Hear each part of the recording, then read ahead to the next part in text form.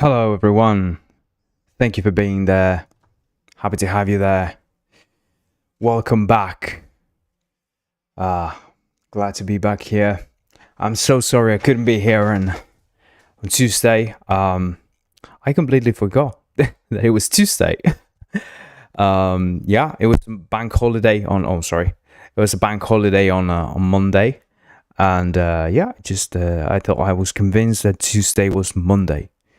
And yeah, so it's always when doing stuff, you forget. You kind of tend to forget. I don't know, this kind of day is always, you need to be reminded all the time. What day is it again? And throughout the week, but yeah. So that was it. That was the reason why we weren't here on Tuesday. But yeah, we're back here, and we're probably gonna be back here tomorrow. I really don't know. Depends on how it goes, this one, I guess. If I'm like enthusiastic about this one, or if I get like something I really want to show of tomorrow, I'll do it. Otherwise, I'll think of something cool for Friday. But as always, this is like, I'm trying to grow this. I'm trying to do my best to make this grow and to be useful for you and useful for everyone. But yeah, it's hard. It's tough to make long live streams when nobody's watching, because I feel like it's worthless. People don't watch it later and all that. So I don't know how worth it is. That's mostly my problem with it. But hey, Mr. Lay, how's it going? Yeah, how's it going, mate? Thanks for being there again. So yeah, Twitch says nobody there, but here's Mr. Lay on Twitch.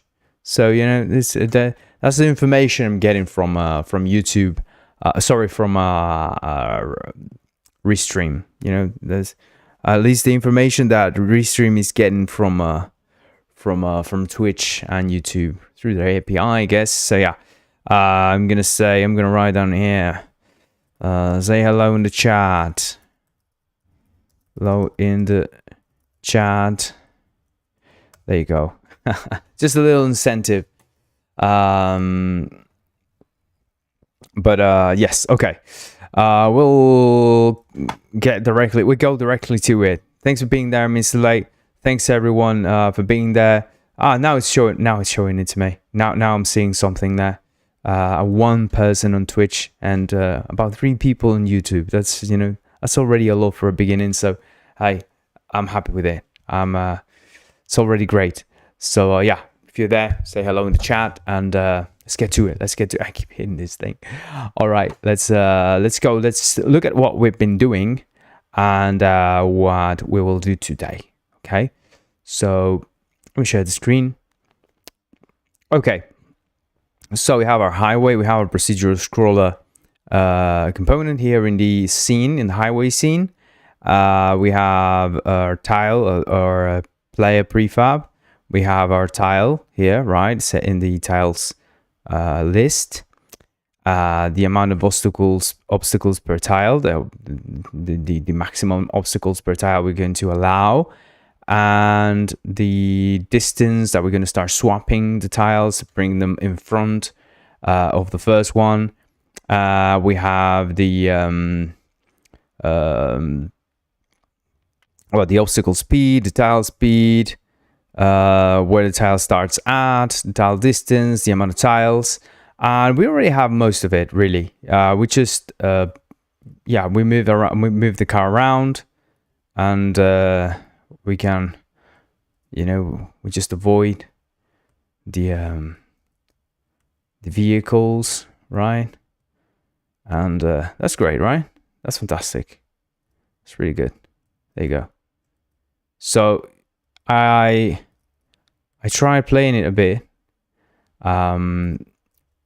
just to see how the mechanics felt. And when you get to the sides, it can be super tricky, because at times, if you're not careful, if this starts becoming like faster and you make a bad decision, you could end up totally dying.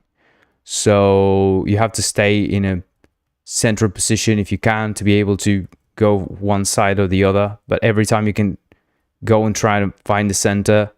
I think so. You need those kinds of strategies to kind of put you in the right position. We can make it faster. There's so many different things you can do to design this game in a different way to improve it. But we have the basic game mechanics, the most basic ones at least. Now we can expand on them a little bit. Just a little bit. We're going to. So what we're going to do now? We just have these trucks coming out, right? We just have these green trucks. Now we need to variate them a little bit. So that's what we're going to do. We're going to create some variation. We're going to bring in more of these prefabs. We're going to create more cars, more vehicles, and we're going to instantiate them. See that? I went too much to the side, and I was not able to avoid this collision. Yeah, you can't move after you collide. Yeah, that's brilliant. Yeah, so we have that as well, right? We can begin the game. We can end the game, right? So collisions there, yeah, and the things stop. That's great. Mr. is saying, are we going to finish the game today? Hopefully we're going to finish the game today. I think we're going to be very close to finishing it. I think we're going to be like in a position where, at least if we don't finish it, well, here's the thing about finishing a game. That's also another discussion to make. I'm sorry, the cable of microphone is a bit down there. It's bothering me a bit. So, sorry, I'm pulling it up. There you go. There it is. It's fine. Okay, so we're probably going to finish it today, but sorry. What are we going to finish? And what does it mean for us to finish the game? I think we have to kind of consider that. What does it mean to finish the game? I think, in my opinion, finishing it means we have the minimum stuff to make it playable in the to add it to the examples. Like to say, okay, we publish it, and now everyone can go into the examples or play it and try it out. That's the goal, I think. So we need to kind of define what that means. I think we need a beginning and an end of game, at least. Something that is fun and that gives you a bit of a framework to work around that you can, use for your own game or something like that, but very basic. Like, it's just a little example. Not as a proper framework. But the idea is to grab this. We grab this and make something bigger out of this later as we try to make another game with this same systems. I think a simple menu and a score system should be good enough for a game. Yeah, a simple menu, exactly. Like just showing, saying, I'm thinking something like the like the Flappy Bird we did, like the click or tap to start, and then just start playing, and it gives you like the commands, or maybe just start moving. Move the vehicle with with the ASD and with A or D, or with the or with the we have to make sure the controls work well. We may have to do the touch controls, something like that, and we can start then expanding on it, because I think the cool thing is that we can say, okay, the game is finished, like 1.0 of the game, and then we can decide, hey, why don't we add like here we have Dumbbell Ren in the house. Thanks for being here, Dumbbell Ren. Dumbbell Ren is an absolute legend. Dumbbell Ren has made some incredible shit. It's absolute. I mean, Dumbbell Ren has made an engine within the engine, which is crazy. It's absolutely amazing. It's like making your own operating system inside an operating system. It's brilliant. Absolutely brilliant, lad. Doing the work, the true work. Dumbbell Ren is saying, by the way, go into Discord and look at the stuff he's making there. This is sharing all the stuff he's making there in Discord. It's beautiful, amazing stuff. So go there and try all his stuff, because it's amazing. The man, the myth, the legend, Dumbbell Ren is exactly Mr. Lay. yeah, you can see the dumbbell rank comment there. It's on YouTube, right? Because dumbbell rank's on YouTube right now.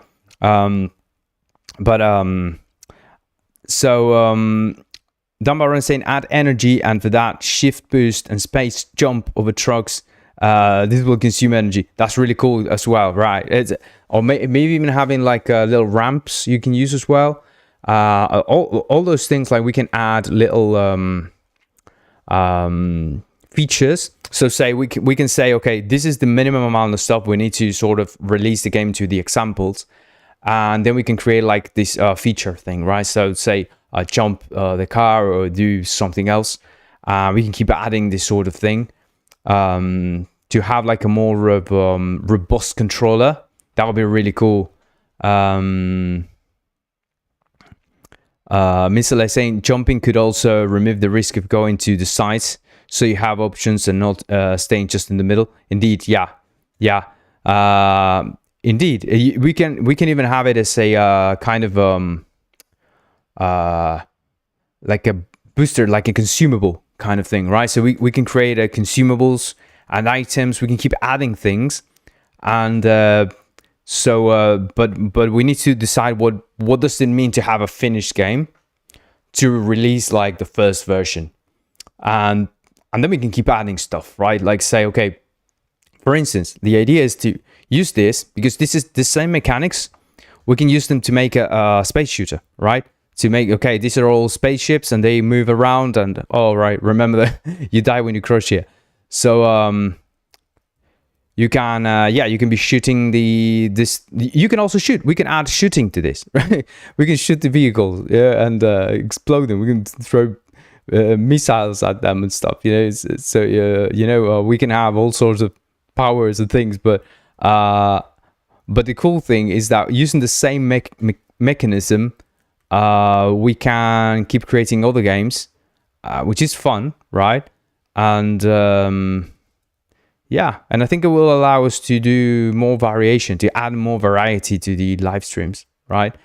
And because always making the same game, I feel like it's just way too boring. It's just I think it's kind of a waste too, because you're always showing like different things of the same thing, but every time someone new enters, because unless there's a bunch of people who are following the development of something for a while, I think everyone's coming in, someone new comes in, and they enter into something that's already way ahead. So it feels like it feels, I think, at least for me, if I enter a live stream where they're building something that's already way ahead, it removes the connection with it for me, at least. When I go into a live stream and they're just starting and I can see the things they're building and how it's developing. I don't know if it happens to you, like sort of with I really like the way Infantia does, for instance, right? If you know Infantia, makes this amazing live streams doing this modeling, right? It does modeling in Blender. It's absolutely magnificent. He also does game development in Unity, and it's great. I mean, the lad's fantastic. He has has done some amazing work there, and it's a lot of fun to watch how he just makes something like quick and throws out an idea. Okay, let's make a little island with a pirate island. Okay, and just makes a pirate island.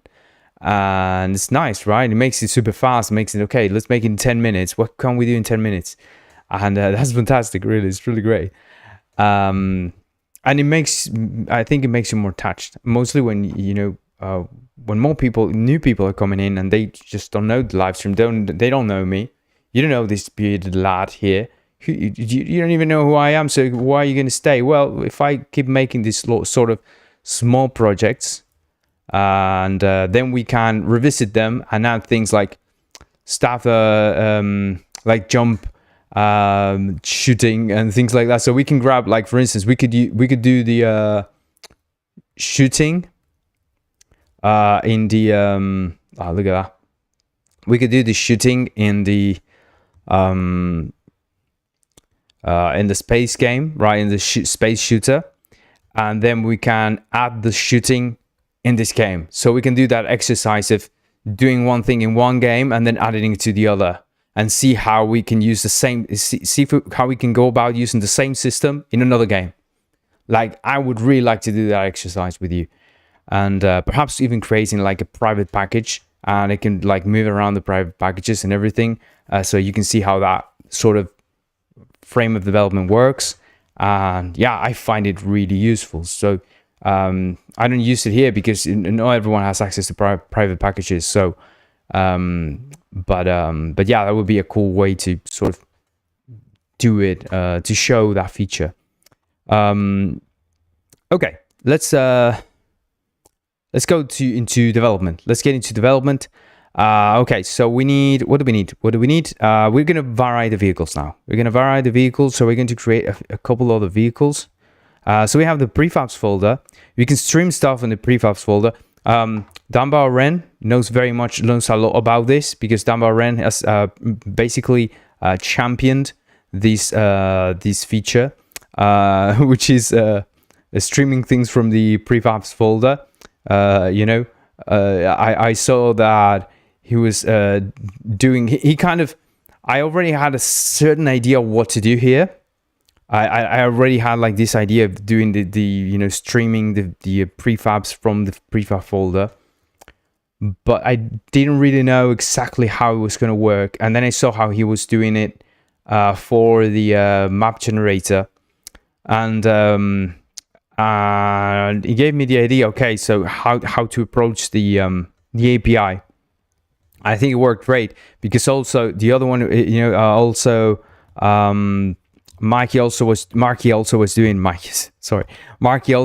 the was doing sort of similar thing with the space stuff. He was like using prefabs to bring in like specific scenes, like say, he had his scenes in prefabs basically, right? So he would distribute them in different parts of a map. So say, okay, you arrive to this place, you instantiate your map, your part of the map in a space game, right? So that's very useful in a space game.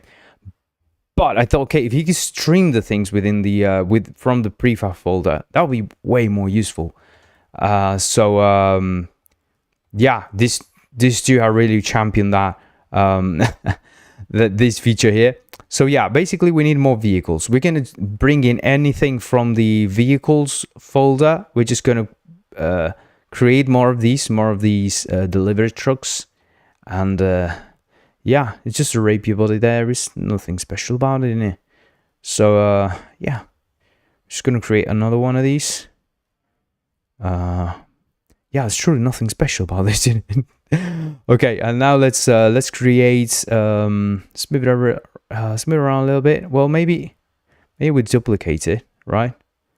We'll delete this one, and we'll bring in the models, the vehicles. What do we need? Well, what can we use now? Let's bring in a blue vehicle. Let's bring in this blue van. Is this another van? Oh, we like in the United States or something. Is everything's a van here? Everything, the smallest car is a van. Okay, let's bring in maybe something, some other cars. Let's just bring in a bunch of them and just create all the prefabs. Okay.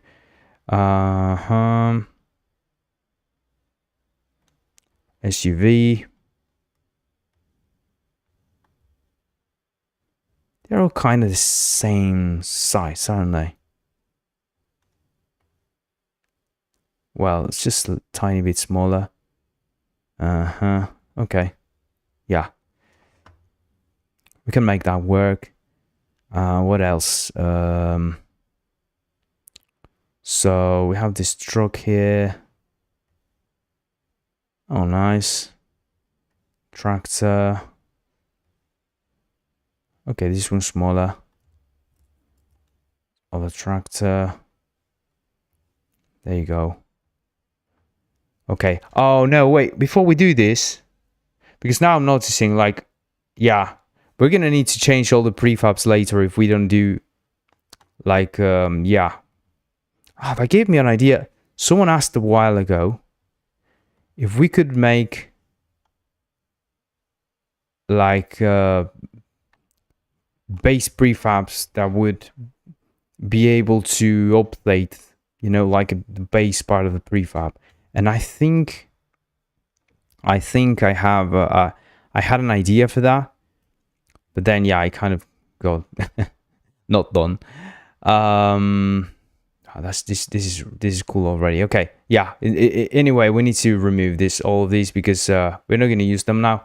We're gonna focus now on one thing we need to do. I forgot, which is we need our delivery truck to yeah, we don't have the multi-select here like in the 1.0. There's a multi-select. We're using the regular Rogue Engineer 0.6.6, so we, yeah, it's not this one doesn't have multi-select.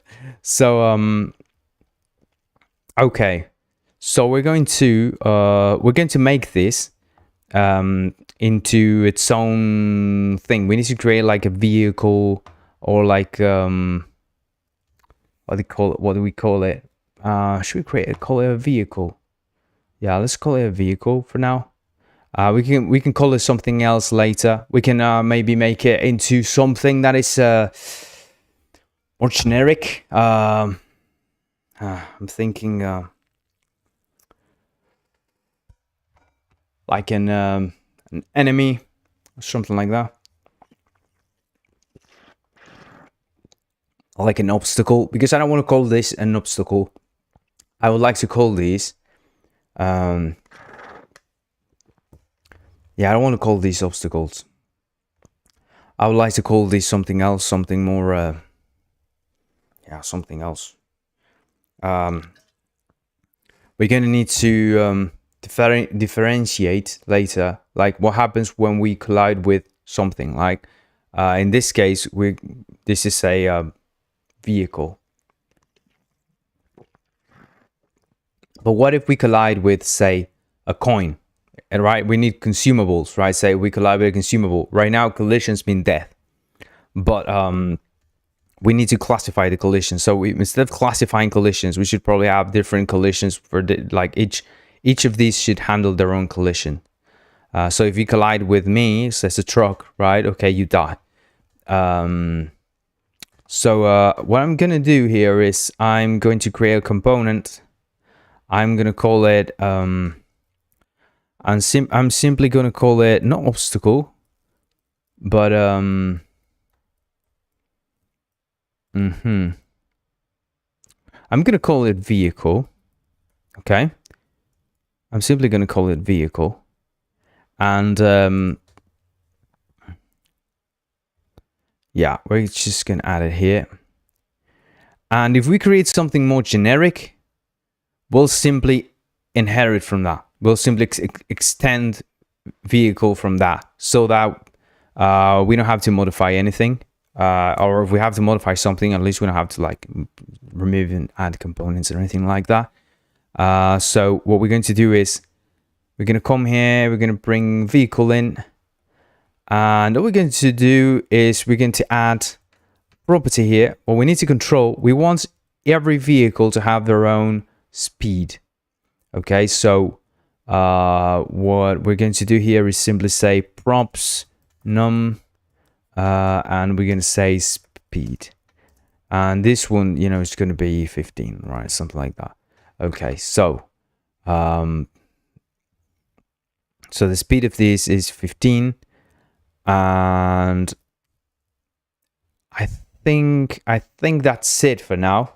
When we add something else like collisions and all that, we can add the collisions right now, but let's not do that now. Let's just come here first, the procedural scroller, and let's see wherever we are moving the obstacles. Says here, right?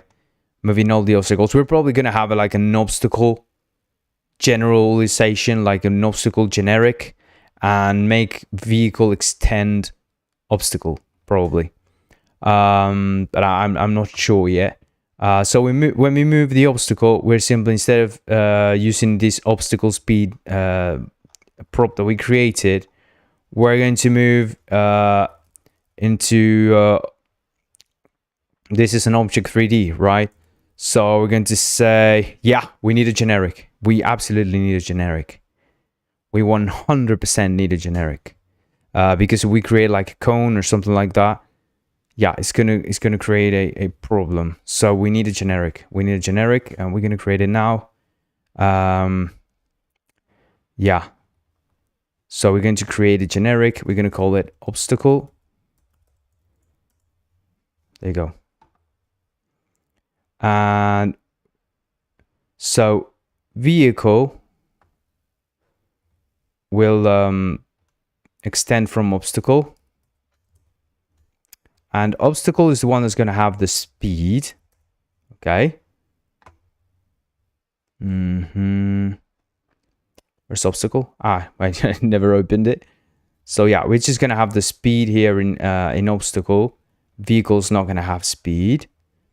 And so now we come here and we still have the speed. We have everything here. You see, nothing has changed because it's the same thing. So if we had changed it later, you know, it would have been the same. It's fairly easy to do.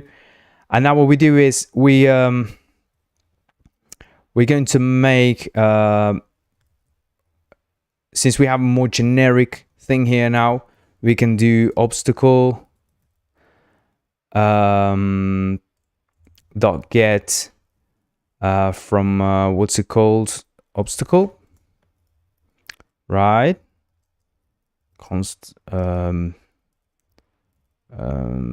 Obstacle component, and well, we can actually just do this, right? I mean, yeah, we just come here, obstacle component, speed. There you go. Yeah, there it is. So every obstacle should have an obstacle component thing, and now we just do it like that. There it is. Golden. Down about rent, maybe adding coins like in Subway Surfer, that will be scores, so people will compete who earns more coins per session. Yeah, that's brilliant. That's a brilliant one. And then you could buy a new skin for a car for these coins too. That's actually brilliant. Yeah, I also thought about doing it like a sort of time thing, and also like with the energy. You know, sort of you lose energy with like you have like this power-ups, things like that, you know, to get more energy, things like that. So, you know, yeah, it could be I mentioned it being a Formula E vehicle, perhaps. So we get, you know, the little you know, I don't know the name. I forget about it. Ray things, thunder symbols. Yeah. We call them rays in Spanish. Rayos. Yeah. So we're just gonna move to tile speed, and that's it. That's here, not there. Here. We're just gonna move with the tile speed, and you know, with our speed through the tile, and once we reach a certain distance, remove it. What do you say, eh?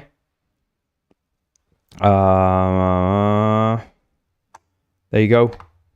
So yeah, now we can, I think now we can work with this. We can just play, and they should be okay. They're not moving, they're not doing anything. We have an error of some kind. Reading speed. What's going on? Doesn't have an obstacle component.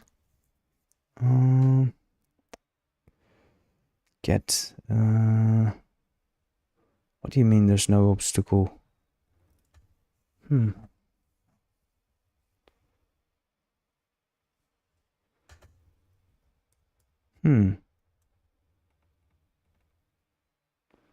It's supposed to work with the maybe I changed that in the yeah, this is not the one. Am I thinking about something I did for the 1.0, and that I'm sort of, because I'm using the 1.0 all the time, I'm thinking like this works outside of the 1.0. I'm getting confused now. I need to see what if it's in the list of things that I already did that were available, or is a feature that should be working and it's not, because it should be working. So I'm like, it should 100% be working to have a to have this here. Let's see. This should return an obstacle, right? So we could say re.get component.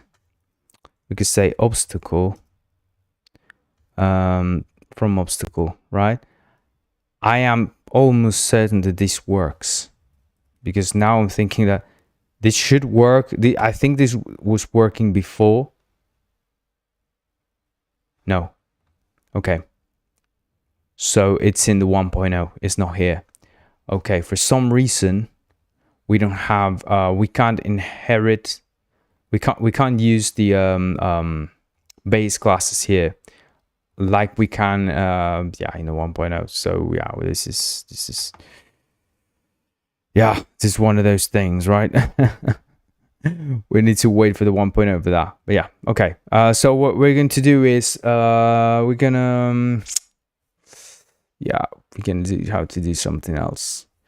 We're just gonna use the obstacle class, and that's it. So we're just gonna come here, and we're gonna bring in the delivery truck, and wait. Oh no, we didn't save it. So perhaps it's working. Or maybe it's working and I'm just an idiot and I didn't save it. Okay. It's very likely that that's the case.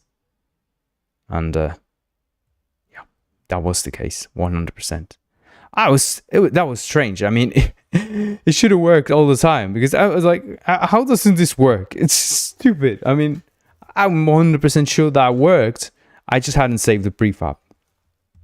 I'm an idiot. Like I said, if I can make a game, any idiot can make a game. Come on. I mean, yeah. I'm just a persistent bastard, you know. I'm nothing special, honestly. You know, you want to hear about special? That's down by Ren. That's smarts. You know, that's true smarts. I am nothing special, you know. I'm just a bastard. I'm just a very persistent bastard, you know. I'm kind of like, I'm more like a cockroach, you know. I just survive. That's all I do, you know. I go into cockroach mode, you know. I'm the kind of guy who survives nuclear holocaust kind of thing, you know. It's just goes around being, you know, just a little cockroach. Yeah, I just survive, and I'm not that smart, am I? You know, it's just this. So there you go. Now we know it works, so we can get our delivery truck, and we can get our vehicles in.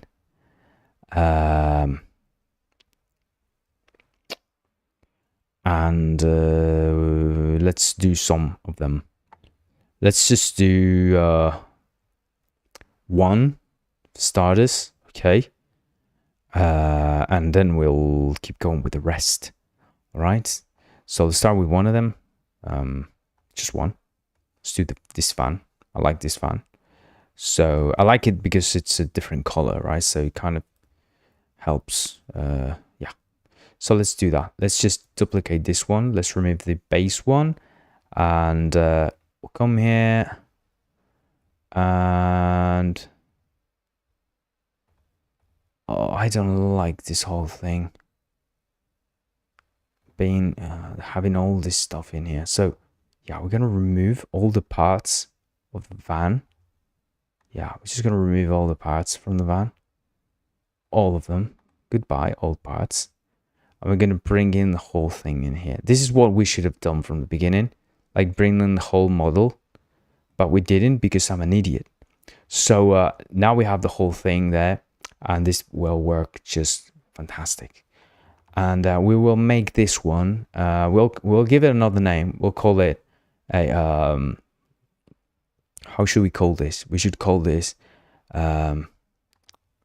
Oh, by the way, yeah, we have to move it, right? We have to move it 0. And we have to give this a name. It looks like a truck to kidnap people. So we're going to call it kidnap truck. Kidnap truck. Yeah, we're just going to call it that. And and we're going to come here. And yeah, we're just going to save our kid. Oh, no, I didn't give it a proper name, did I? Kidnap truck. Kidnap truck? Yeah, I did give it a proper name. Yeah, this is our kidnap vehicle.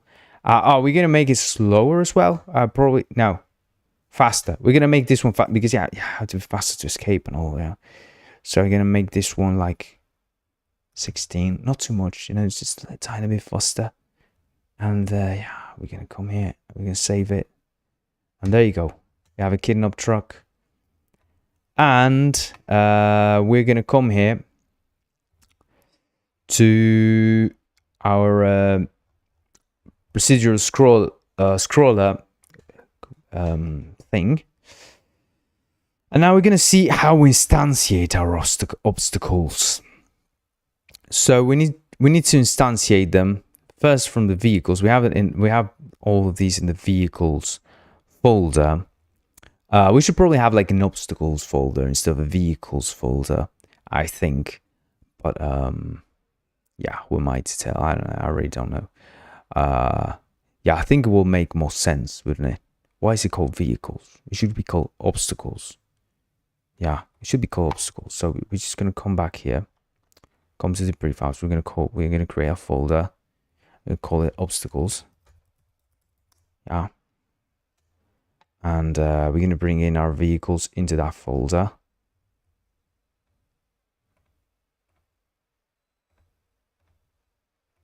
What? Something weird happened. Oh, because I moved. Okay. It changes the folder. I clicked on the folder because it clicks the folder when you move around. Yeah. Okay. Yeah. Let's say the file manager is not my biggest bride. It's just fast and useful enough, but it's not my greatest bride. Okay. I use the systems file manager way more, and for things that are complicated, I think everyone should. I can't make a better file system than your own file system manager, probably. So, you know, for cool stuff, for complicated shit, just use that. Remember to move around the meta files, and you're golden. You can do anything you want, honestly. Yeah, there's not much restrictions there, honestly. So, yeah, just move the meta files. Just move the meta files with your shit. So,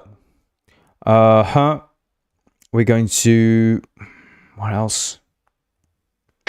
We have our obstacles here. Yes, we have obstacles. And we're going to get everything in the obstacles folder, not just the delivery truck. So we need the actual paths of the stuff that is in obstacles.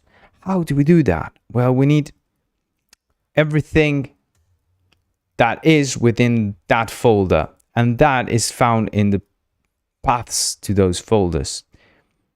And how do we find that? Well, we have re.prefab.name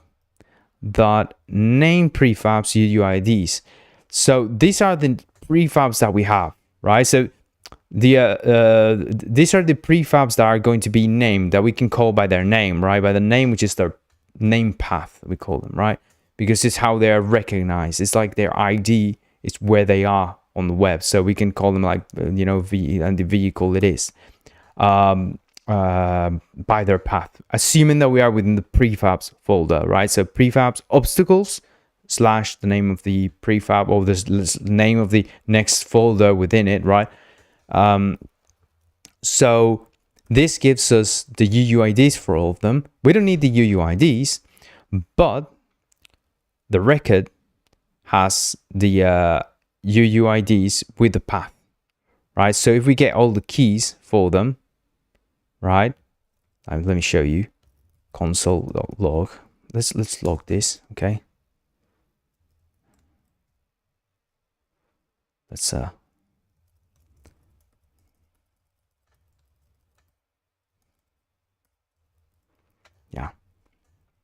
Let's log this so you can see it.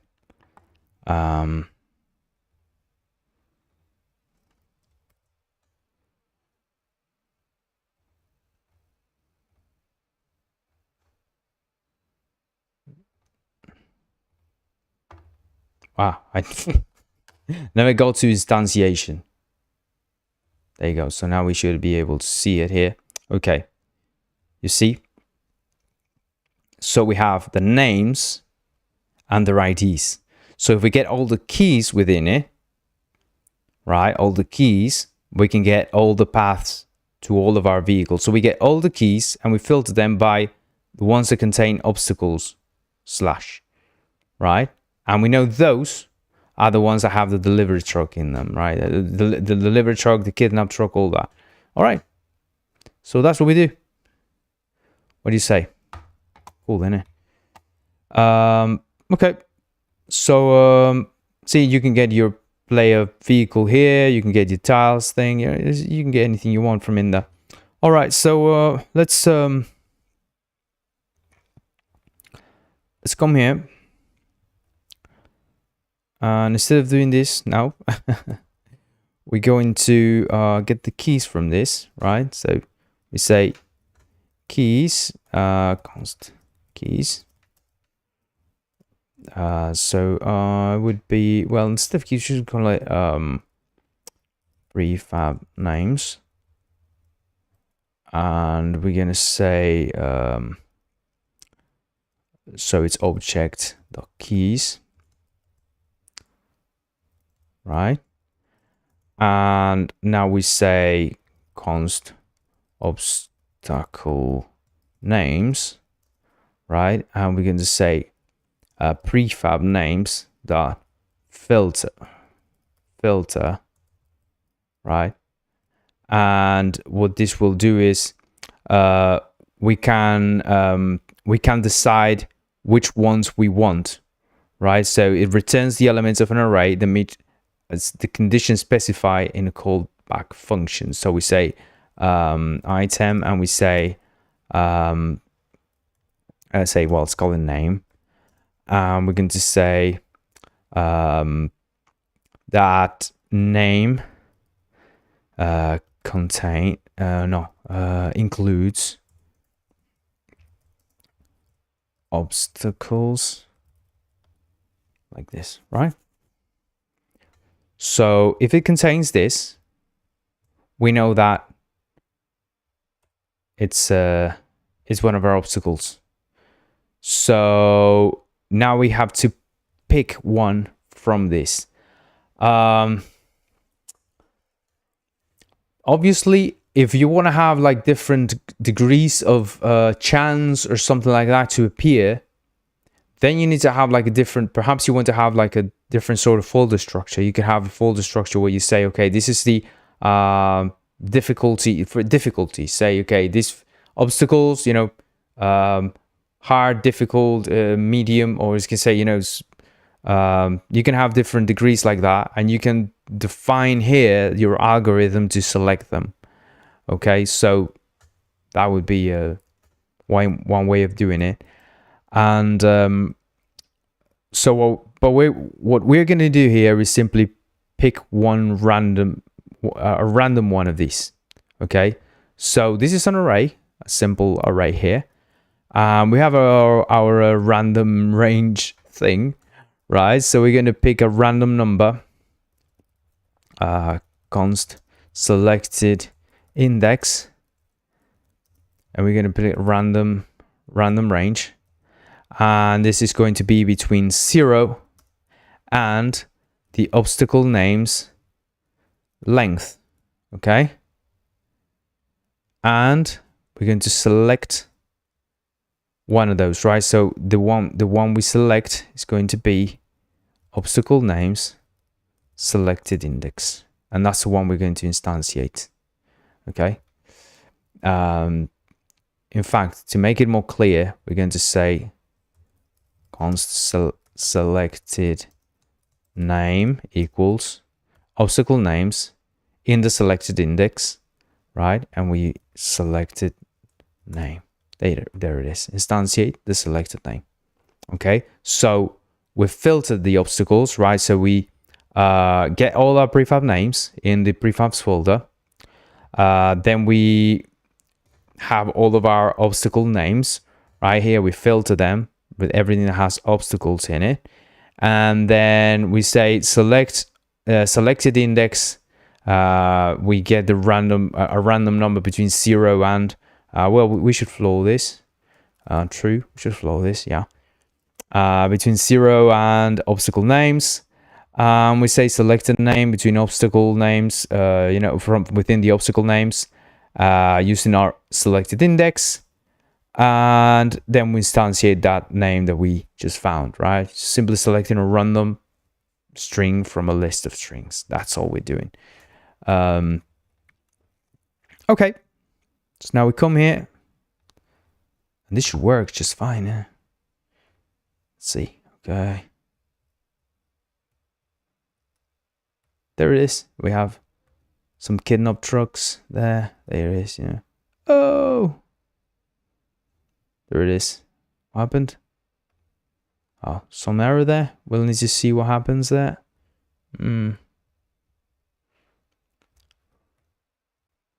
Oh, they're slower than the... I thought they were going to be faster. Look at that. It keeps moving. Something's not going right here. We need to look at that. What is this? Move obstacles. Procedural scroller 6041. Obstacle speed. But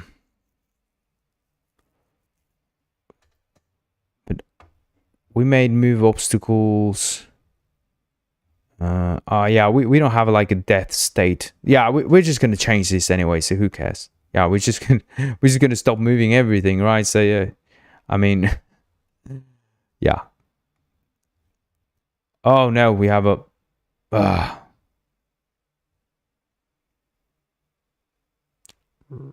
add to the block list. There you go. We had a bots there invading us. If you're enjoying this, by the way, just leave a like there, something, just help out.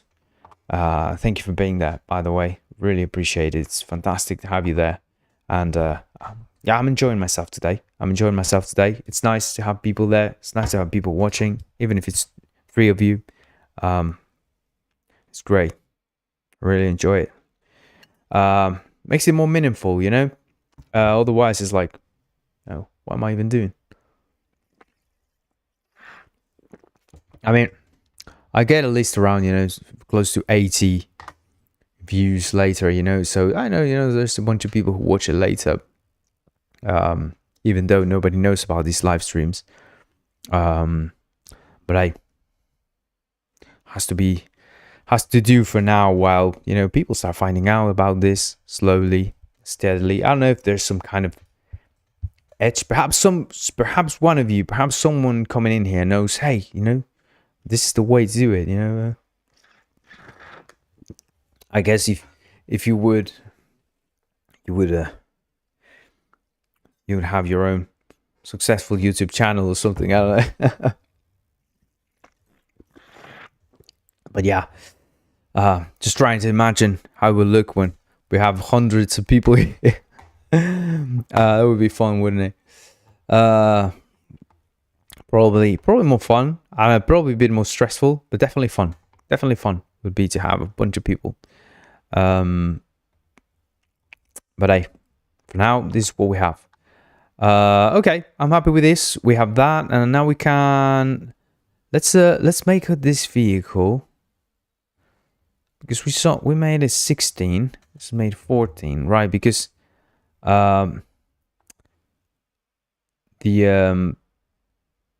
it looks like it's going slower. I don't know. Oh, okay. I'm an idiot. So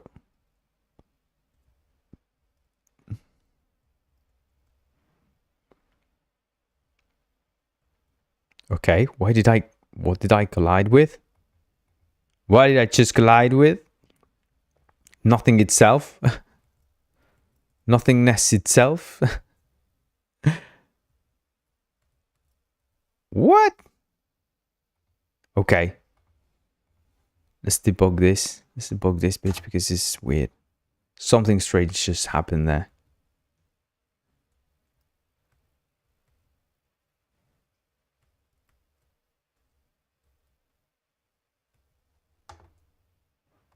Did we get a collision of some kind there? Or is something else going on? Reading speed. What are you talking about? Okay, something strange. 100% strange. I think we need to fix the because this wasn't happening. We probably need to fix this thing. The movement. But yeah. Say hopefully Missile is saying hopefully someday we have a bunch of people on the stream. Yeah, that would be cool. Yeah, that was super weird. We're also like looking at this, right? I mean, we've been monitoring it and we see nothing there. So everything stops when there is a some kind of collision.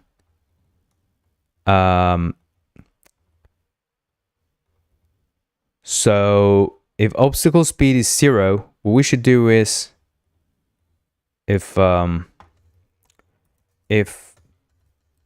tile speed, let's do this, tile speed equals 0, return. But yeah, there shouldn't be any sort of collision. Console log info.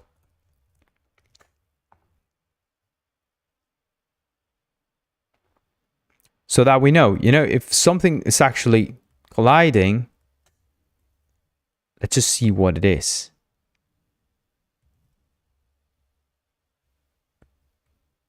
There you go. Okay. No, it's an error that has nothing to do with collisions.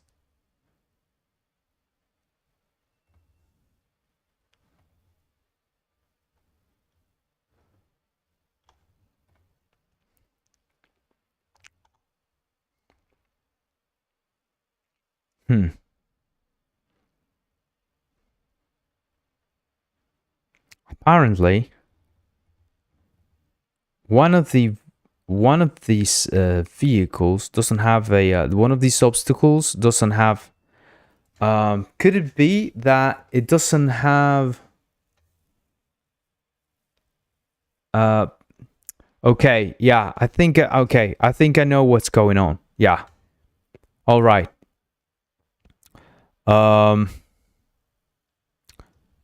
We have some asynchronous things going on here. And I'm thinking that this is what's screwing us up. Is the asynchronous stuff. Because here's the deal. Sometimes you get these race conditions when you're doing asynchronous stuff. And yeah, it's problematic, to say the least. But what we're going to do then is we're going to save, instead of having an obstacles be object 3Ds, we're going to make it into obstacles, okay? An array of obstacles. What does that mean? That you can't be there unless you're an obstacle. So instead of grabbing the obstacle here, we're just going to say obstacle.speed, okay? And to move it, it's going to be obstacle.object3d.translateSet, right? Same thing here. We're going to need the obstacle, the object 3D from the obstacle, and the object 3D from this. And then we have here the instance. Instead of pushing the instance, we're going to need to push the obstacle. Now, that's the thing I'm worried about. Why are we getting something that doesn't have an obstacle, right? So what we're going to do is we're going to say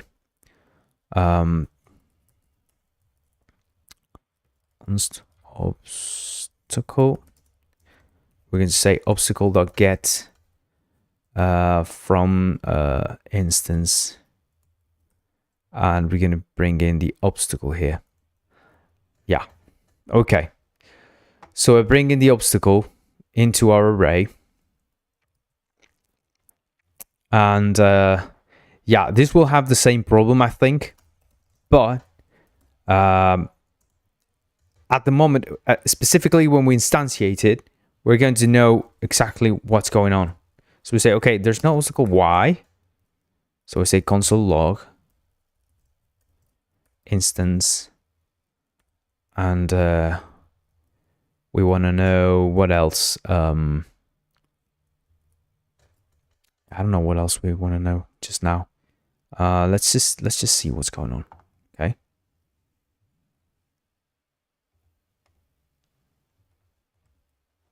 Well, we just died. Okay, let's try this again.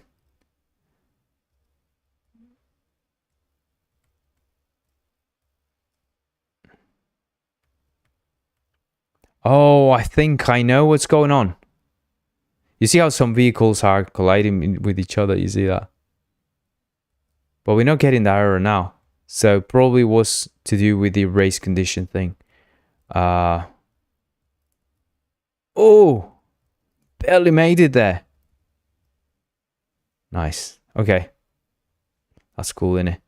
All right. So seems to be working now. We know it's nothing to do with physics.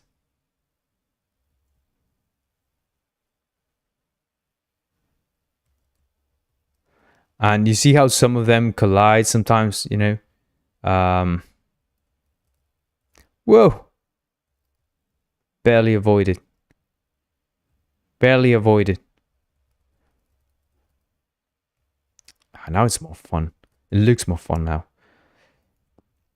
But yeah, let's make some more and whoa. Yeah. That was cocky. That was very cocky. Look at that. That's very cocky. We don't seem to have any issues now. So in general, I think just making things more clear, more specific, you know, so okay, we need a you know, we need this thing to be an obstacle. We need to save obstacles. This is what we actually need. Instead of getting the obstacle every time, we just get the obstacle the moment we create it. So yeah, it's still kind of weird, but I think the key here is that, oh, I know what was going on. No, I know what was going on. Yeah. So it was not a race condition with it. It was a race condition with the vehicle that was being removed. The vehicle that was being removed was not yet. So we remove the vehicle, and then next frame we do the cleanup.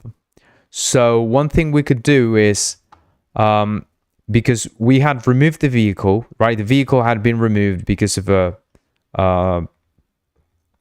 save here, right? So it came here, it got removed from the scene, and we're never cleaning it up. I think we're never cleaning it up. Are we actually cleaning up? We're not doing any cleanup, are we? No, we're not doing any sort of cleanup. So we're removing it from the parent, but we're not removing it from our array.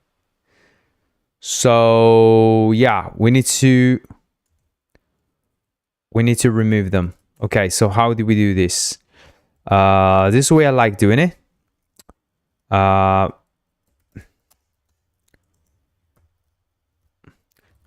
Clean up. Are we going to say obstacle array?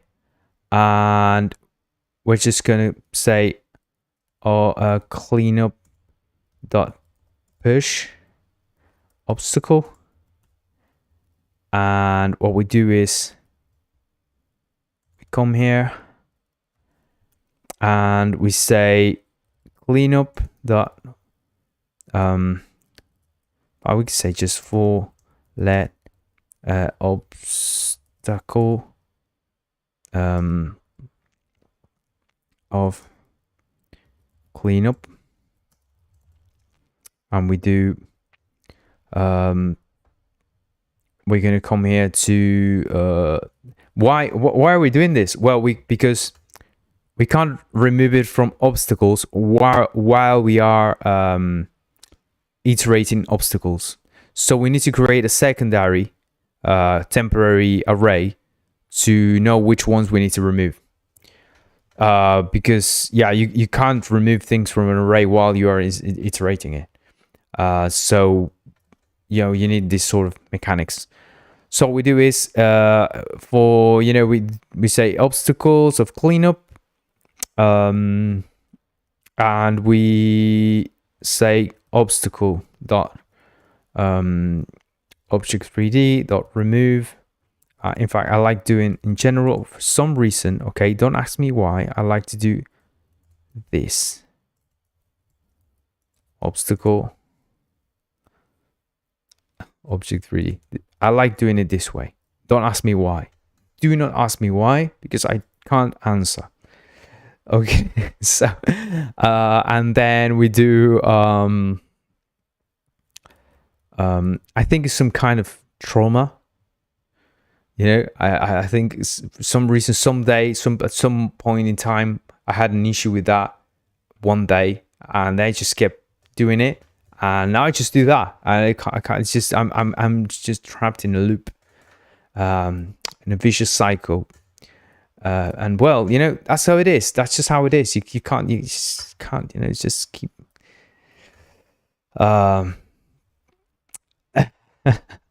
Why? Ask me. Like, yeah. Why? Why do you do this? Why do you do this to yourself? Well, I don't know. I don't know why I do this to myself. I don't know. But yeah. So we say cleanup push obstacle, and now we come here. We say this the obstacles dot splice, and we're going to remove this dot obstacles dot index of obstacle, right? And we're going to remove one. So we get the index of obstacle, right, in the obstacles array, and we remove it. We splice it. Splice lets you pick the start number where you want to start cutting the array, right? And you tell it how many spaces from there you want to cut, right? So you want to cut one, so we just cut that one, and then it rearranges everything in the array. So that's how you do array removal in JavaScript. It's kind of a mess in it, but yeah, that's what it is. Yeah, if you have the index, right, let's make it const obstacle index to make it more clear. Okay, so we say obstacle index, and yeah, this is how you remove it from it. Yeah. So there you go. We just save, and another way you could do this is, instead of pushing the obstacle, you could just push the you could also push here the index, right? So if we had an actual for loop and not this ugly for loop, this, well, nice looking, but yeah, nothing else for loop, we could actually pass in the index, and we shouldn't have to look for the index here.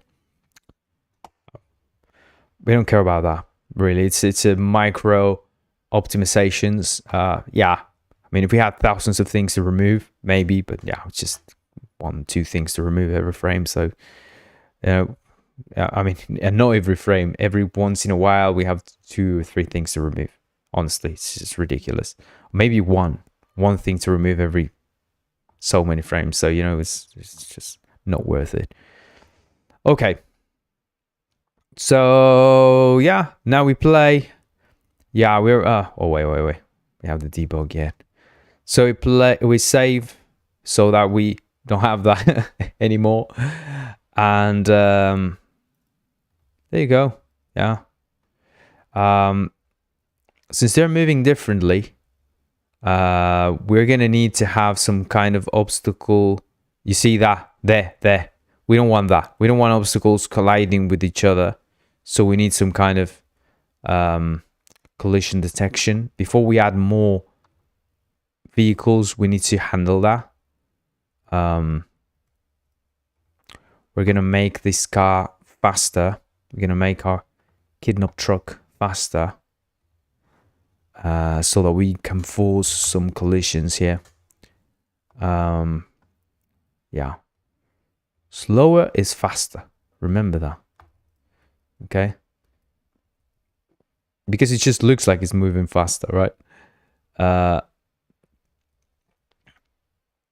There it is. So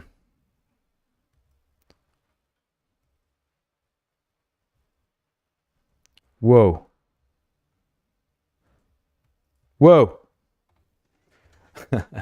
Okay, so what we do is yeah, we need collision detection. We need something that when we collide, so when they collide with they need like an outer collider, like some kind of a sensor around them to say, okay, we've collided with something which, you know, connects with their speed, you know, because if you collide with something, say we get both both things that have collided with each other, and we make their speeds the slower of the two. We could also make it move to the side. Yeah, so that's different things, different approaches we can have. That's something to do in Collider, probably, right? That's something to do with the collision detection in obstacle or in vehicle. I think are we using vehicle or vehicle? Okay, yeah, we can do it in obstacle or we can do this in vehicle. I really don't know. Definitely vehicle needs its own sort of collision, probably. Yeah. So it says, you know, if like the vehicle saying, okay, if I collide with something, because it could be like a static obstacle of some kind, or it could be a consumable. We don't want some random vehicle getting a consumable that is ours, right? So because it doesn't make any sense. We're not playing a race here. So yeah, but we need some kind of sensor around them. We need that sensor to detect the collision with another vehicle and say, you know,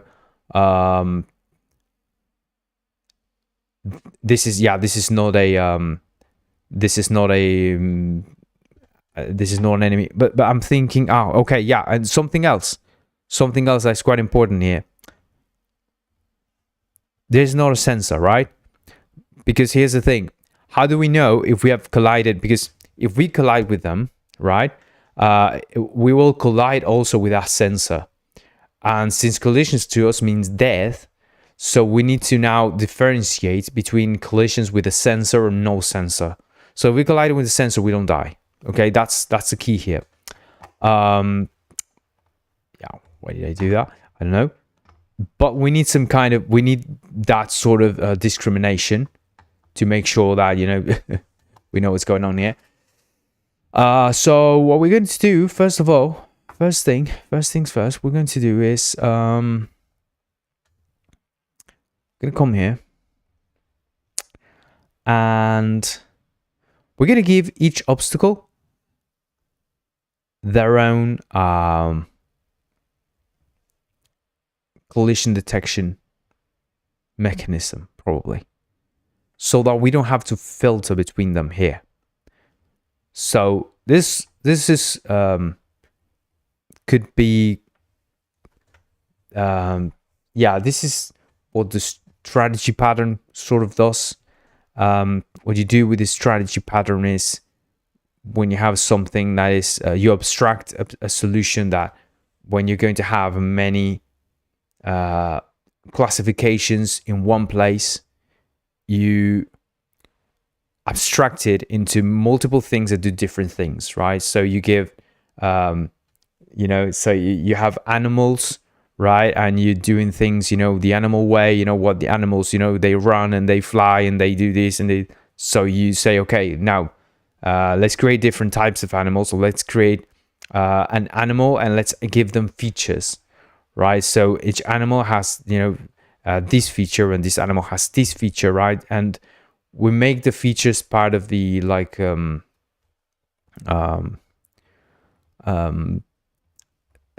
we create the abstraction based on the features that we add to these classes or to these things, and we can move the features around as well. So I would like to go that route instead of just classifying them with classes, and have some kind of a pattern where we can bring in features. And yeah, so that's what I would intend to do, because I don't want to rewrite shit all the time. But we'll see. I think just implementing the for now, just implementing the I don't want to over-engineer it either, right? But I don't want to like shoot myself in the foot right now. So for now, I think certainly we need a way to know if we have lost or not. And the cool thing about using the procedural scroller for this is that we know, okay, if the player collided, we're dead. And obviously doing the whole classification here helps us define what we do, right, with each one of these vehicles.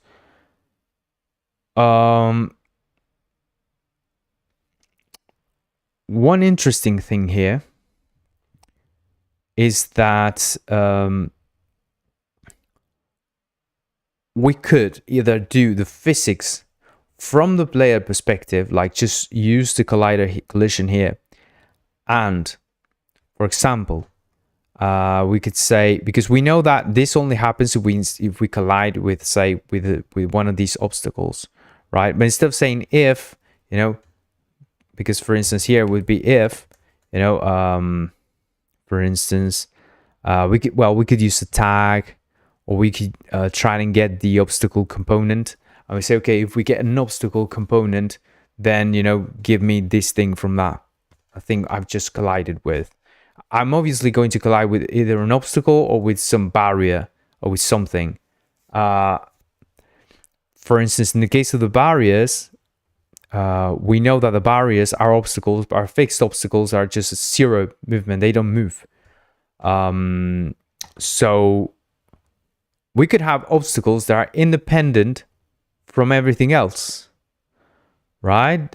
Obstacles that don't move at all. So that's an interesting thing, right? And we could have obstacles that are not managed by this. Obstacles could be self-managed. We may not need to move the obstacles or have a list of obstacles here that we're managing. We could just let obstacles be themselves and simply be instantiated by this. This could manage the instantiation of obstacles. But then obstacles could say, okay, I'm simply going to move at this speed. And that's it. Obviously, this would complicate doing things like boost and things like that. So we would need some kind of global modifier, and that would certainly make things a bit more difficult. But I think we can manage. I think we can do it. Yeah. So yeah, let's do that. Let's just start with the basic shit. Basic stuff. Do we do collisions in the player and handle the abstractions from somewhere else, or do we do collisions everywhere else? So we get, you know, their body and in every obstacle, and every obstacle handles their collisions and decides what happens to the player. In that case, it would be obstacles know about the player and they apply things on player, right? That would allow us to create all sorts of features within the obstacles, and different kinds of obstacles could have different kinds of features. So I think that's a proper way to go about it. We need a way to die, right? We need to tell the game logic to sort of, hey, we have died. So we need some sort of flag, something to tell the game logic that we have died. The problem we find there, obviously, is that procedural scroller controls the obstacles, in the sense that procedural scroller knows about the obstacles and handles the obstacles, at least the instantiation of them. So we could say that if we remove them from here, because we simply remove them, we don't actually need the obstacle class here at all. We're simply instantiating prefabs, and the handling of this obstacle is, you know, these obstacles are not handled by the procedural scroller. But if we needed to handle them from procedural scroller at all, we'd be shooting ourselves in the foot if we just made them absolutely 100% independent. So I think the key here is to at least make sure that we have some kind of feature here, some way of communicating that with, you know, the player has collided and we have died, without depending 100% on this, because just having this one collider thing here, I don't think it's going to do this collision detection here. I'm sorry I'm going through the engineering process with like this with you, but I think this is the way I think it's important to sort of show you this. I don't know. Okay. So, how would I do this? I would, first of all, okay, let's try it out. We need to die. So the first thing we need to figure out is how we die, because that way we know exactly if the whole thing works or not. Right? Whatever we do, if it works or not. And the whole point of it is figuring out, because here's the thing: if it's the procedural scroller itself, if it's a flag in the procedural scroller, right? Say a static flag, for instance, that is telling the whole game if we have actually died or something like that, we would need to use and import the procedural scroller here in the obstacle, right? Let me show you what I'm talking about. So say, for instance, we have here a static game started, right? Equals or say or game status, we say 0, right? Oh, sorry, and we say we start as, you know, started, just because or running or something like that, right? We can define what we want here, right? And then we can have a game status stopped or something like that, you know. So we can have like a game state, call it, right? I don't know, game state running, something like that. So we could come here and simply say in obstacles, we could simply come here and go, you know, somewhere in the update, well, in the collision, you know, we could do collision detection here from our body here and go, you know, procedural scroller, game state equals over, right? So we can just make this a, you know, we can create the options for this to make it easy for us. Say game over. Game over.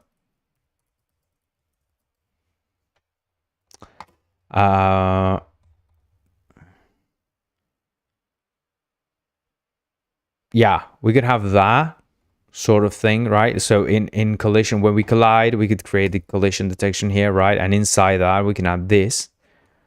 The problem, obviously, is that we're importing this here, so we shouldn't be importing this within the procedural scroller.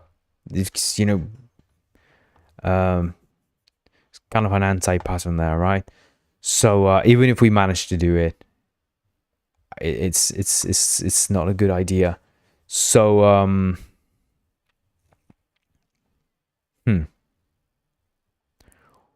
we could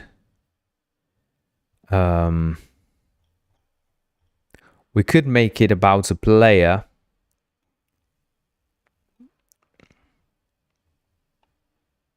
and make it part of the player status, right? We could make it about the player status.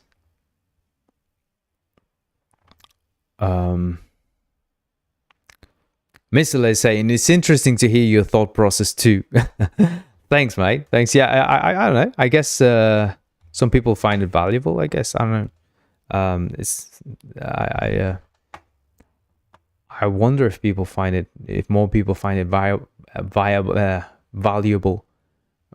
as well, right? But but I think it's yeah, I think it's valuable to hear someone who, you know, is doing something, hearing why they're doing whatever they're doing, and just instead of me just doing it in the dark here, you know, sitting down here, just actually doing it out loud.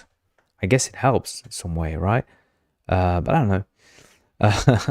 So we do it as a static property so that it's readily accessible and it's not part of the instance. That's all really, but it doesn't need to be part of the instance. We could actually just get the procedural controller. We could get the component and use it.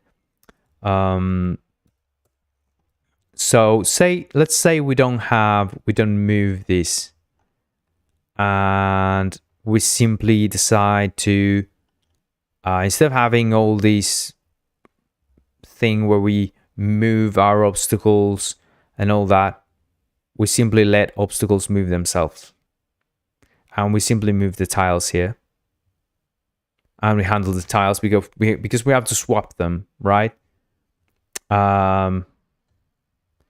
We could do that and just let obstacles handle themselves and just move, you know, each obstacle moving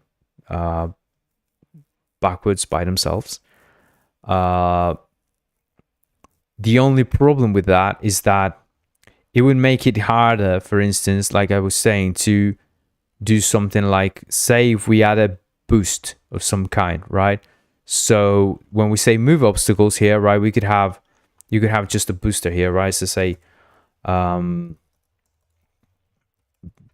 booster, right? And say booster is, I don't know, it's 1, right? And so we can say it's a multiplier, right? So we say booster, and here, right, we multiply by this dot booster, right? And everything else also by the booster, right? So where is it? Where is it? Move vehicle, move tiles. Oh, up here. So, yeah, so we can move this move it like this, and we can say let's make it a property, right? That we can simply use like that, okay? And so you can see it. Yeah. So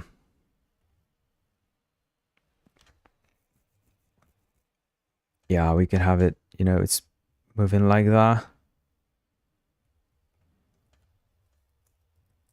Whoa! Whoa! You see, the more we move this, it kind of gives us that boost. And it really looks like we are moving faster. You know, everything else is moving the same. We are moving faster. So it makes it really easy to do that kind of thing. But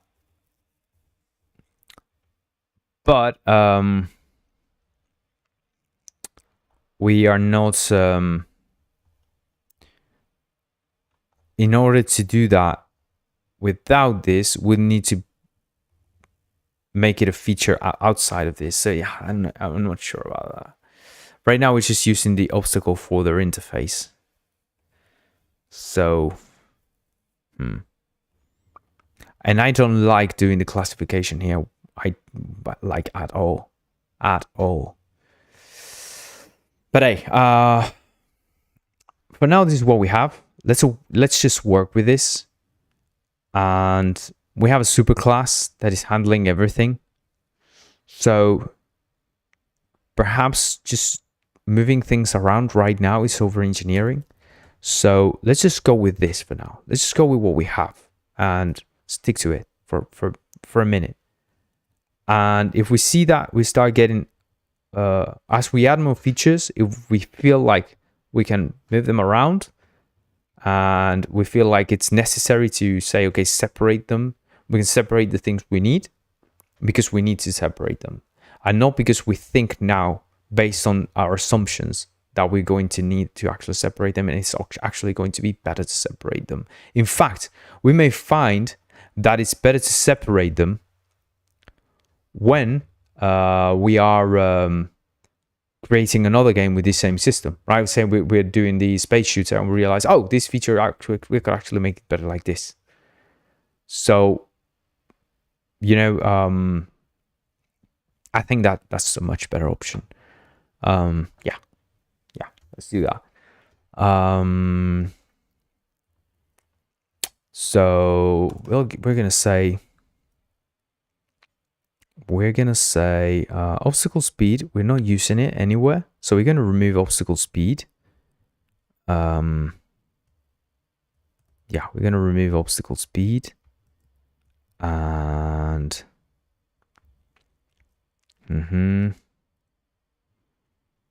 and what else? What are we going to do? We're going to say perhaps if the booster is 0, we can make everything stop, right? That's an interesting one too. We need to make the size speed 0, obviously. Yeah, I don't know. Let's just do that. Let's just say this stop. What does it mean to stop?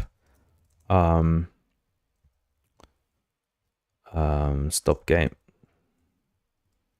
Just call it that for now.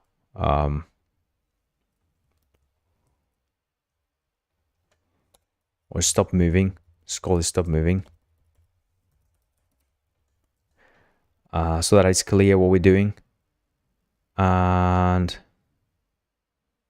yeah, let's get this thing. Scroll controller, get player object. Maybe we should have the player object here. Let's just get the player. Let's call this player. And say it's a scroll controller. Okay. Just going to call it player controller. Okay. And instead of these, we're going to use this dot player controller. And same here, player controller. Player controller. Player controller. There you go. So that makes more sense. Okay. This dot.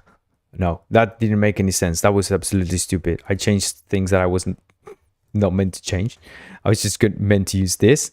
The point is, we can define here why we stop moving or not, or depending on some kind of feature that the obstacle has, right? So we could say that the obstacle is this or that, and depending on what the obstacle is, what some kind of thing that the obstacle has, we can define if the obstacle is a consumable or if the obstacle is something. And for instance, if the obstacle is we could have an effect, simply have an effect thing that we implement, and that effect of the obstacle is what defines what happens, right? So we simply come here and say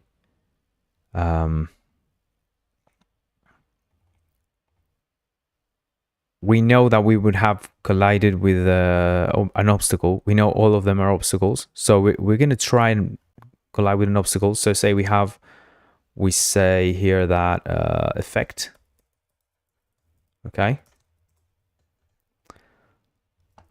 and we can pass in something to this. We can pass in the player, even we can do something, whatever we want, and yeah, but we're not going to do much here. What are we going to do here? We're going to yeah, we can pass in the player, like inject the player, so we don't have to like get it or something like that. Just inject the player, and we can inject the player, or we can even inject this. Yeah, we can also do that. We can inject this so that they can do whatever they want. That would be a clever way of handling them together, right? I guess.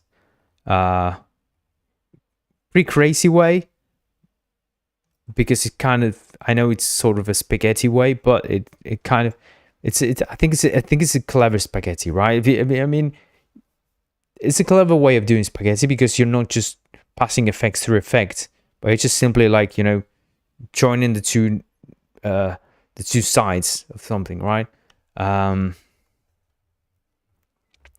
Without importing the thing, you're just injecting the dependency and not actually using the dependency. You know what I mean? So this is I think this is a good thing. We could have a default effect, and I think that would work. I think that would be nice. I think it would be good. Not a mess, at least. So what I would do is I would have info that, okay, let's say other body object 3D, right? And we could say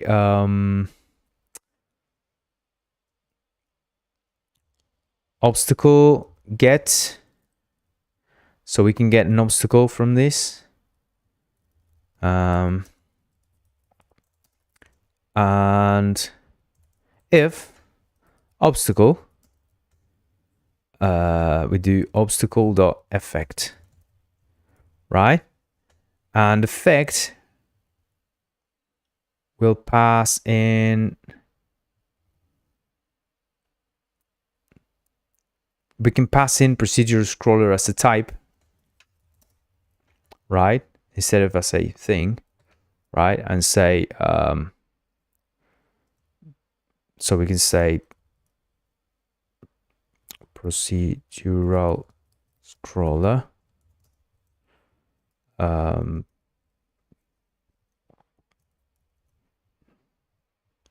we say game procedural scroller. So game stop moving, and that's the default thing. So we pass in this, and all of our obstacles, we can have different types of obstacles that do different things.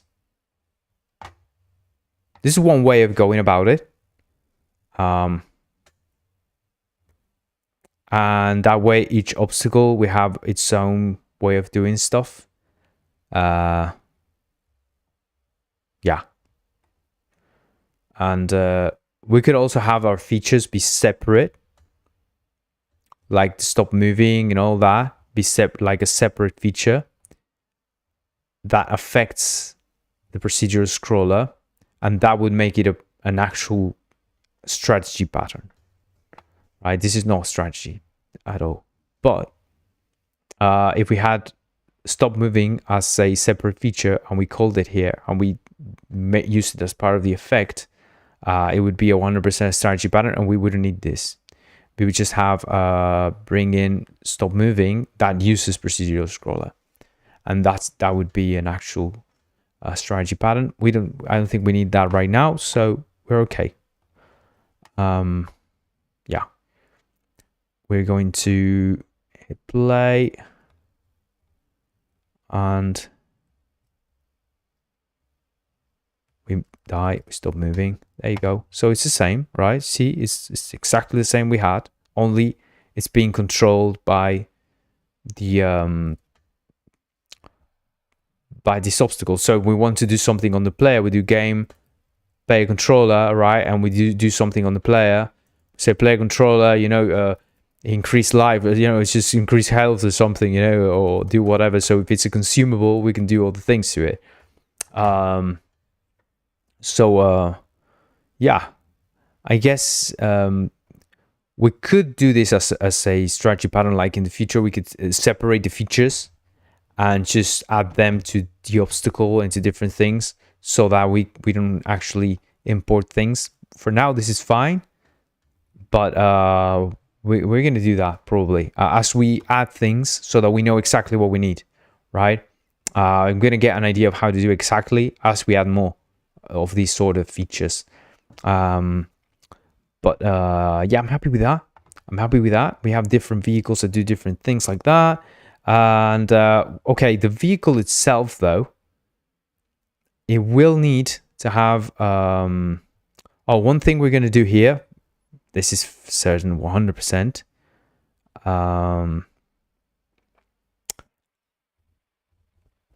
This is going to do so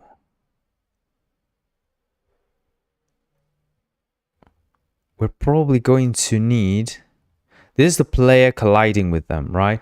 But now we sort of need the vehicles colliding with each other. So we're going to do that as well with the sensors, right? But one thing we need to make sure of here is that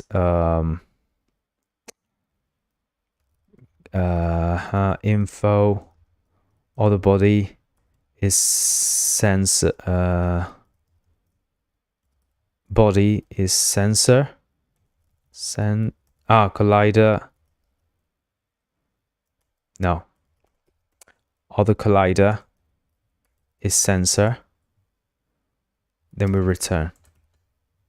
Probably right, I guess.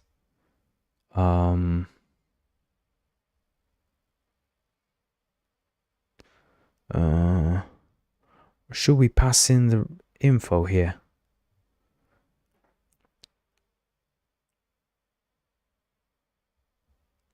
What's going on here? Oh, because it's a function. Okay, yeah. We should probably pass this to the effect, so that the effect knows more about the collider. Well, we know who the other body is. We know about the player, so we know this is all the player. So I don't know. Yeah. I'm not sure about all this, but hey, we'll see. So for now, it's okay. We can handle it. Yeah, so this is controlling the player's collisions, but we need to control the collisions for the vehicles. So we're going to have a rapier body here. We're going to say require oh no, sorry. I did a stupid thing. Rapier body require. Oh no. Yeah. Body rapier body. There you go. That's how you do it. And distract. Sorry. Just distracted. And we say body dot collision start, and we say info, and we say that when we collide here, we want to know first of all, who have we collided with? So we're going to say, same as we did with the other one, we want to know if it's a vehicle, right? Or no, actually we don't want to know if it's a vehicle. We want to know just if it's an obstacle, right? Just like us. So we say const obstacle equals obstacle dot get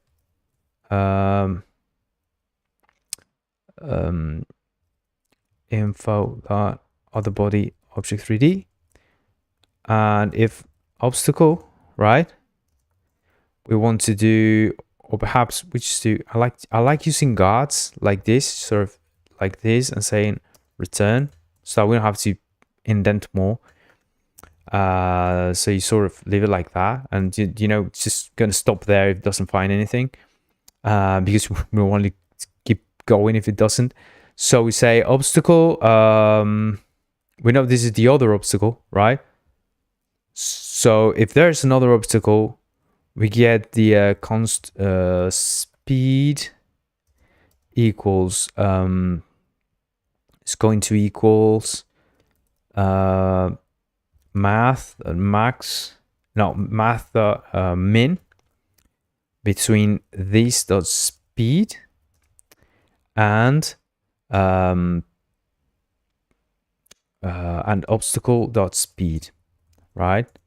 So we do this dot speed equals speed and obstacle dot speed equals speed. So whoever has the slowest speed will stop, right? But we only want to do this if info dot other collider and info dot own collider, no, other collider dot yeah, we only need to know this other collider is sensor.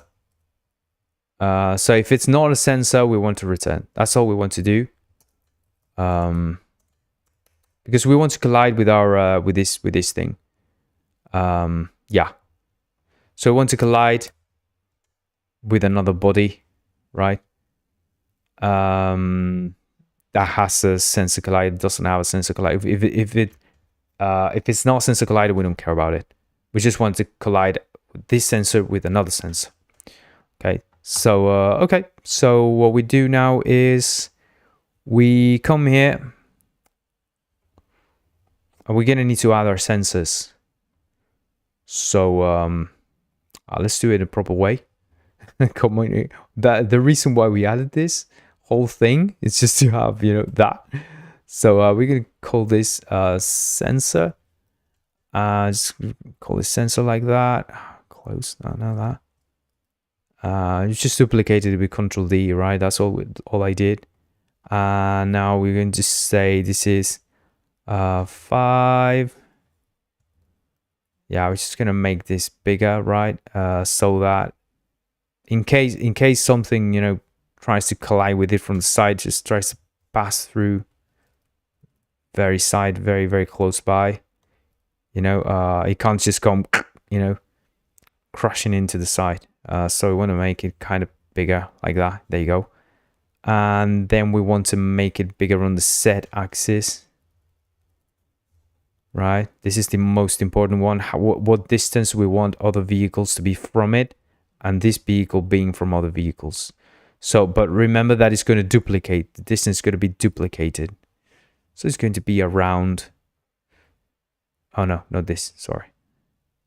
Yeah, not this. It's going to be duplicated a little bit. So that's okay. Maybe 4. 4 is fine. So we can have a decent distance between one another. Respectable distance. And Yeah, I think that's okay. And yeah, we save this and exit. We're going to do the same with this. We're just going to add, just going to duplicate this one. We're going to call it sensor. And yeah, we're going to make it bigger on the x-axis. We're going to make it bigger on the y-axis. So it's going to be about, yeah, about 8, 7, 6. I think this is good. This is a healthy distance to keep. It's going to be duplicated, right? It's probably less. I don't know. Just make it, yeah, there. There it is. I think that's fine. Save and exit.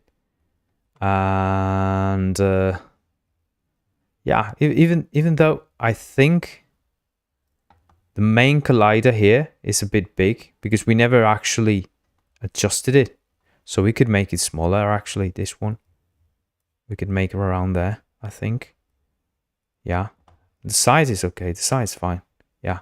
Size are fine. But 2.9, I think is okay there.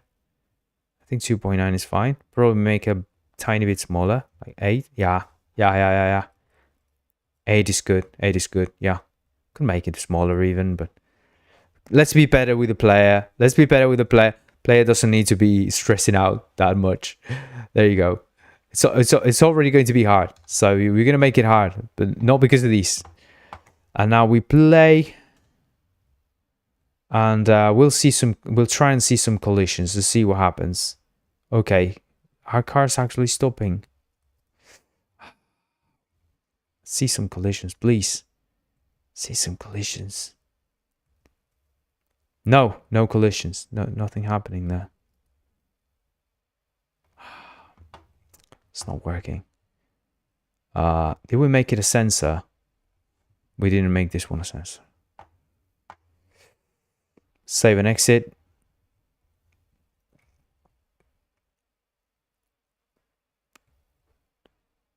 It's not working. Why not? Come on. What's going on with you?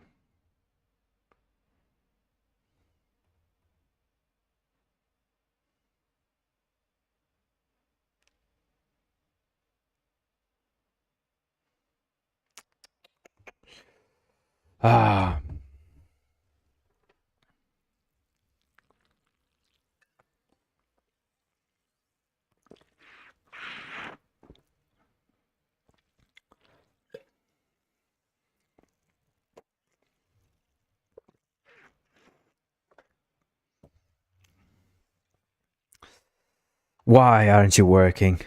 Why? Why?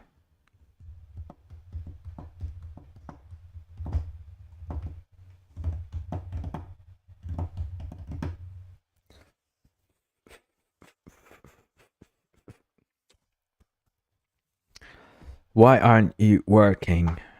So auto collider, not a sensor. Obstacle. It's not an obstacle, we return. But let's see if we're colliding. First things first. Let's see if collisions are happening. I think that's the most important thing. So, yeah, let's come here and say console.log info. There you go. Do we have any other sort of log that could be disturbing us? No, we don't. I think we don't have any other log. Okay, we have an error here. We have an error. But I don't think it's anything to be worried about here. I don't know. Oh, we have a few people there on YouTube. Look at that. It's a bunch of people watching. Once you leave a like, subscribe, and all that to help me out, please. Nobody finds out about this otherwise. You know, YouTube goes, like, oh, people don't like this. So leave a like there, subscribe, and also if you're on Twitch, follow on Twitch. We are transmitting both on Twitch and on YouTube. Let's play this. Let's see what's going on. Oh no, that was me. That was me dying. Yeah, it's just a collision of me. Okay, so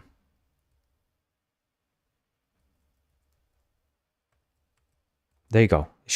There should have been a collision there. Nothing.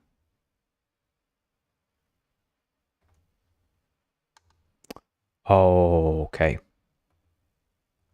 I know what happened. I know what happened.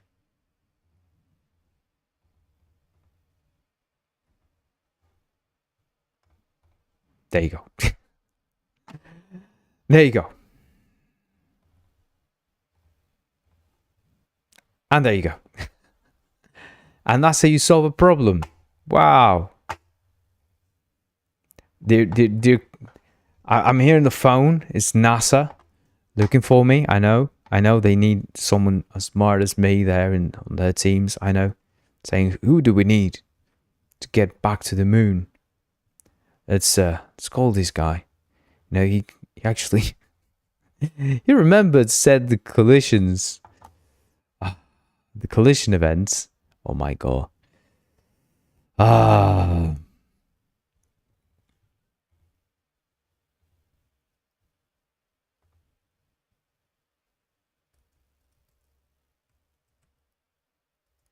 Still not working, is it? No. Still not working anyway, so we die, and we die just fine, no problem. But yeah, for some reason.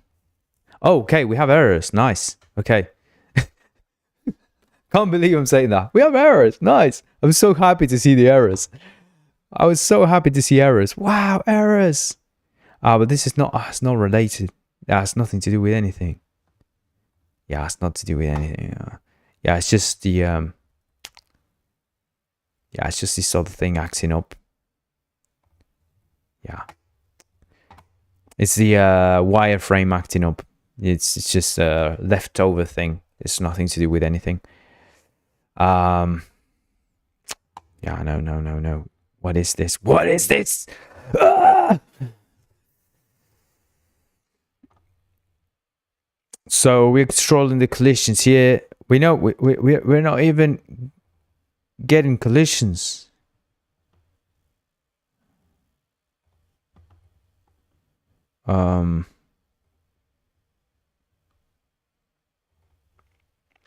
Oh, I know what it is. Okay. Yeah. Okay.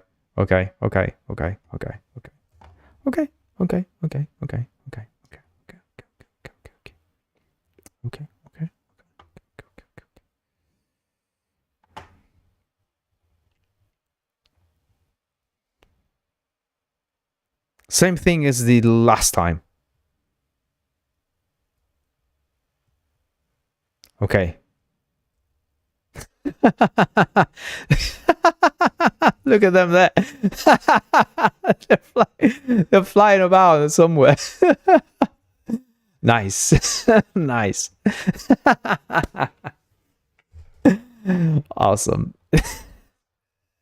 Fantastic. That was brilliant. Okay. Excellent. Yes. I know. I know.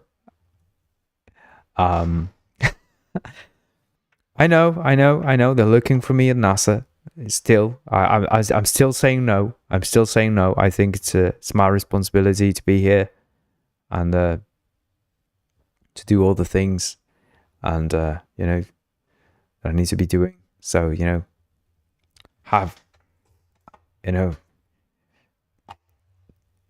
have other responsibilities right now. I can't join NASA. I'm sorry. I know we need to go to the moon. I know. I know. We need to.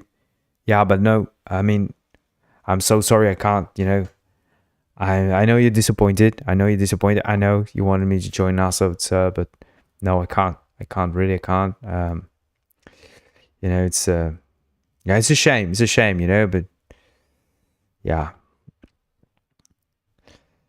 it's just too much responsibility, you know. It's not for me. Okay, so all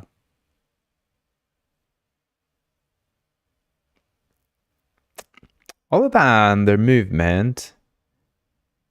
We have wait.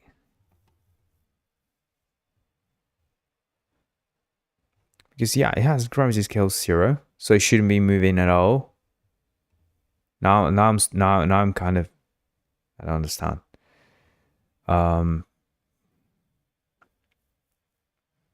Yeah, because it shouldn't be moving at all.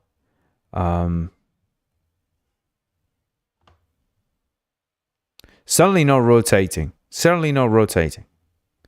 Not in that way, at least. At least not like that. that was funny. That was certainly funny. Yeah, we see them moving and yeah. How are we moving the vehicle? The vehicle's not moving, but it's moving to the sides. Oh, right. Yes, I remember now. Yeah, sorry. I'm an idiot. Yes. Okay. Since we're moving it now dynamically, we need to add the dynamic movement to it. So yeah, we need to handle its positioning. So what you do is you come here to the vehicle. No, sorry, we come here to the procedural scroller. Same as we're doing with the controller. You see the controller here. We are setting the translation of the body, right? So we're doing translation, and we're setting it to the position of the object, right? Same thing, send translation, position, blah, blah, blah, all that, right? So what we need to do is we need to we're going to do is on every frame. See if we can do that instead of fighting with it. Let's see if we can just do update. And we can just do now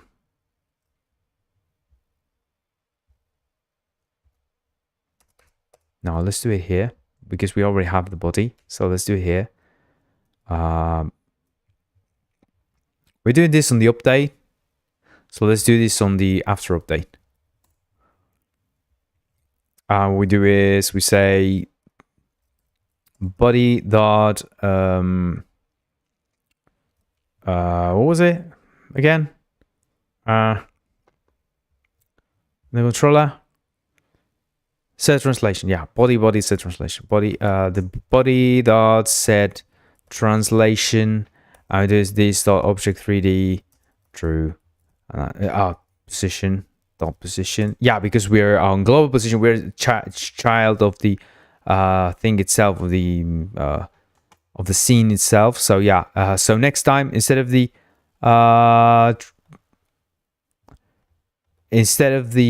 body setting the position, it's us setting the position of the body, and the body not forcing us to be anywhere. I think that should work, but let's see. I think that would do. Yeah, okay. Yeah, that does it. There you go. I think it's grabbing the... Oh, right. Yeah. It should be the smaller one. It should be the max. Yeah, I thought it right the first time because remember that faster means slower. Like a bigger number will make it look like it's moving slower because the tiles are moving. We're not moving, right? So, yeah, it's kind of tricky, I know. But now you're going to see the difference. When they collide there, yeah, they're just going to move as fast as the...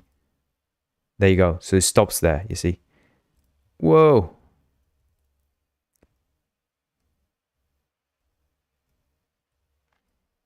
There you go. See that? There. And we died. So, yeah, and now we can say, yeah, so we have collision control there. And we can do, let's make the speed about, oh, I said like 13. Let's make it 13 because I think it's already quite fast. Save and exit.